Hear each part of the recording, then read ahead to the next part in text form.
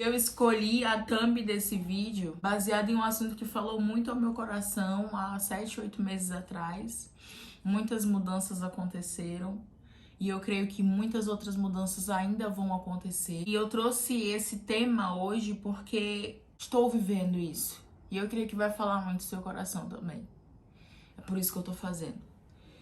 E esse conhecimento que eu vim falar aqui hoje não é o conhecimento que Jesus diz: o meu povo perece por falta de conhecimento. Porque nós sabemos que o conhecimento às vezes nos abre portas, nos traz muitas oportunidades. Mas eu vim falar sobre o conhecimento com o significado segundo o dicionário Aurélio, que é a capacidade de percepção ou compreensão de algo através da razão ou de uma experiência. É sobre esse tipo de conhecimento que eu vim falar hoje.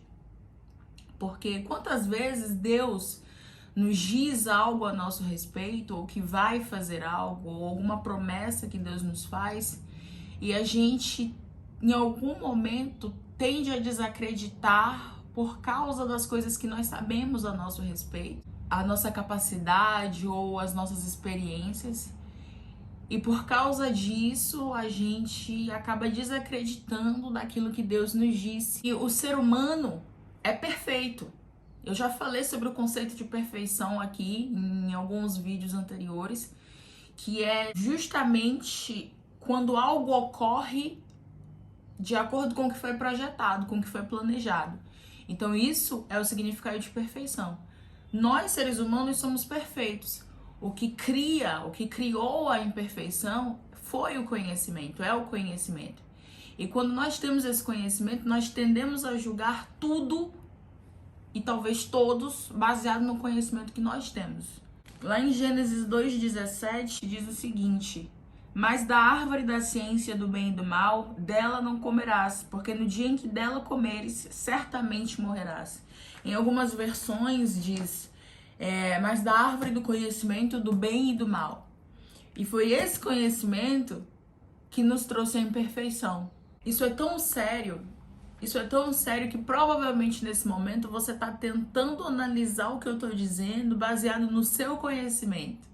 Você está tentando entender o que eu estou te dizendo nesse vídeo baseado no conhecimento que você tem. E qual é o problema disso, né? Se não estiver óbvio para você, é que você crê baseado no conhecimento que você tem. E se você não conhece alguma coisa, você tende a não crer, a não acreditar, a achar impossível. Lá em João 20, 29, que é quando Jesus aparece aos 11 discípulos depois da ressurreição, ele diz o seguinte a Tomé: porque me viste, Tomé, creste. Bem-aventurados os que não viram e creram.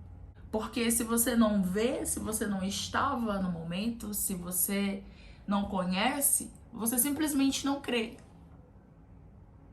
E quantas vezes nós olhamos para as nossas circunstâncias e começamos a duvidar daquilo que Deus diz a nosso respeito? Porque a gente olha tanto para a gente e para as nossas capacidades e para as nossas fraquezas e começa a duvidar do que Deus disse, quando a gente precisa olhar para Ele, porque Ele não mente. E é nas nossas fraquezas que o poder dele se aperfeiçoa. O que eu quero te trazer hoje é que você não deixe que o espírito de incredulidade faça você duvidar das coisas que Deus diz que vai fazer na sua vida. Que você pare de se julgar baseado no conhecimento que você tem de você mesmo, das experiências que você viveu com frequência.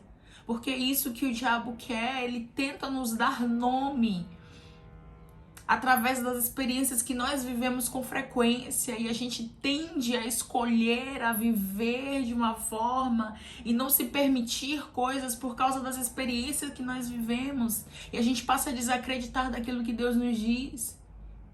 O autoconhecimento, ele não tem nada a ver com o conhecimento que eu tenho sobre mim mesmo, mas é um conhecimento para além do que eu penso sobre mim. O que Deus diz sobre você? O que Deus diz que vai fazer na sua vida que você não tem crido? Eu lembro que, não sei se você conhece, mas a primeira vez que eu ouvi falar do mito da caverna foi quando eu tinha 13 anos de idade. E o mito da caverna nada mais é a história de alguns homens que nasceram numa caverna, sem ver a luz do sol, sem ver o mundo, presos. E tudo que eles viam do mundo externo eram projeções das sombras e dos ecos que entravam na caverna, e eles achavam que o mundo lá fora era assustador, até que um dia um deles consegue se libertar e ele sai. E no primeiro momento, quando ele sai, tem aquele desconforto em relação à luz, em relação ao que cerca ele. Mas aquele desconforto começa a passar e ele vê de fato o que era o mundo lá fora. O final da história, até onde eu sei, deixa para que nós pensemos qual seria a reação dos homens dentro da caverna se ele tivesse entrado e dito para eles o que ele tinha visto lá fora. Será que ele morreria? Será que ele seria taxado como louco? Porque o que eles viam do mundo lá fora eram aquelas projeções, aquelas sombras que apareciam tão terríveis. E vem uma outra pessoa e diz que não é nada disso. O que será que aconteceria com aquele homem? E o mito da caverna, ele, por mais que seja um mito criado por um filósofo, ele falou muito no meu coração, e eu lembro até hoje, porque é como o evangelho.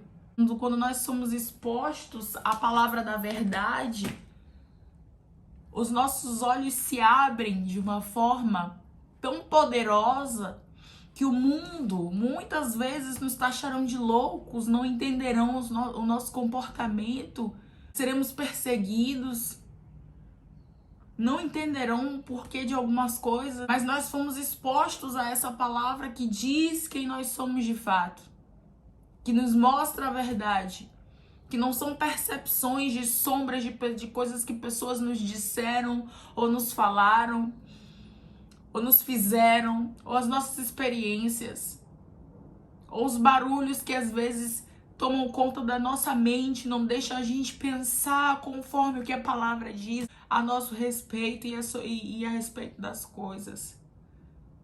Eu oro em nome de Jesus para que esse vídeo tenha feito sentido para você.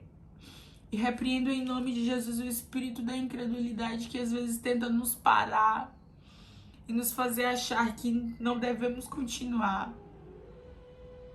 Ou que Deus talvez não saiba quem nós somos direito, porque nós duvidamos tanto de nós mesmos, que acabamos achando que Deus é mentiroso, quando a própria palavra dele diz que eu não sou homem para que minta, nem filho para que se arrependa.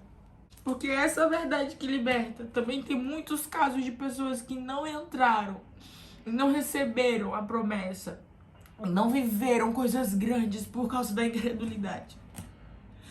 Não deixemos, em nome de Jesus, não deixemos. Vamos pra cima, porque o reino dos céus é tomado à força.